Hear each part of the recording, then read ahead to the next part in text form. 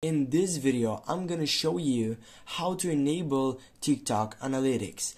Firstly, when you get up right here into your profile section, you need to tap on the three dots on your right upper side. Then you need to go on the first selection, which is Creator Tools. Click on it and then select on the General section the first side, which is Analytics.